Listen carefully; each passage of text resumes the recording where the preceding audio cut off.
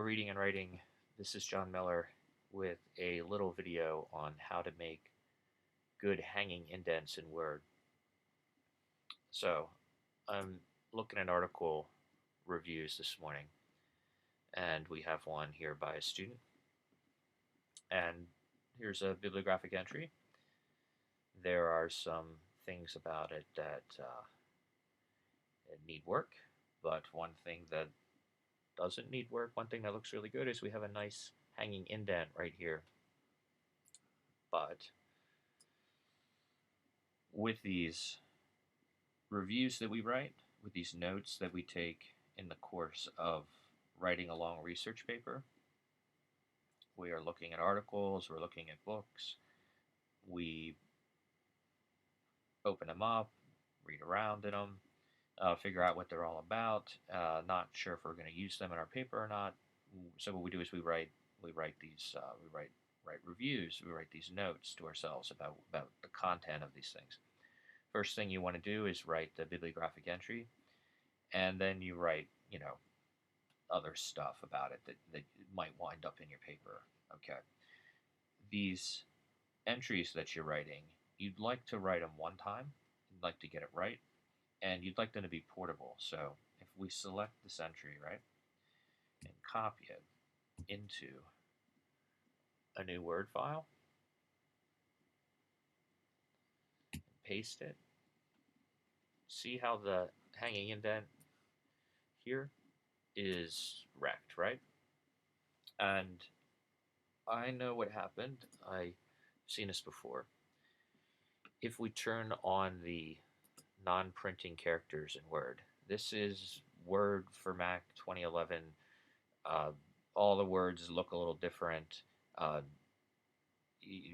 I'm trying to do here is just sort of like demonstrate, the idea, and you can figure out how to do it in your word processor now that you know the right magic words to search the help documentation for and so forth.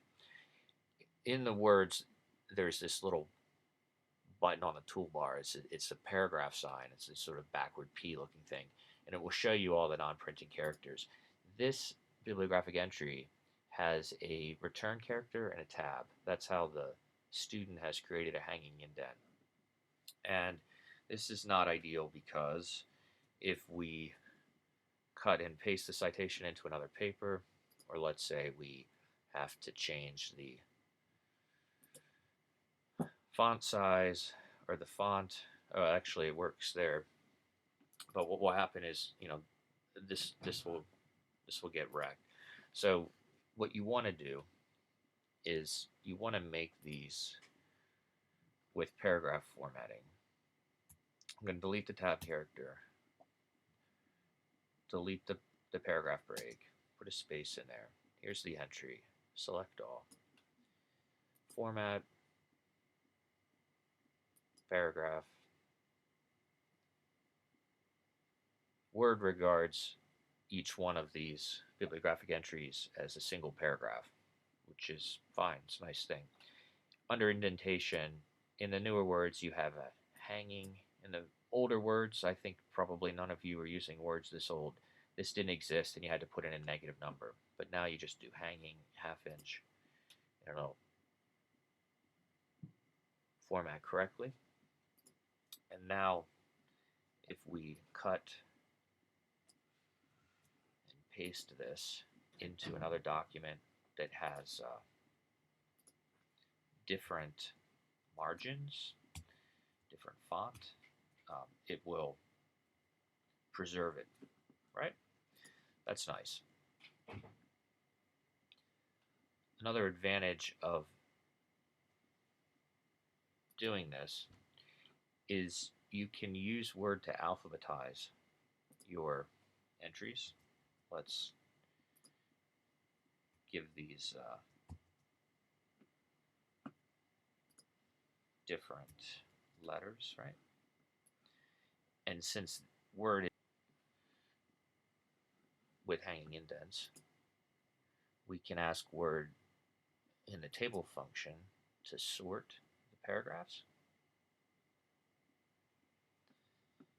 by ascending order.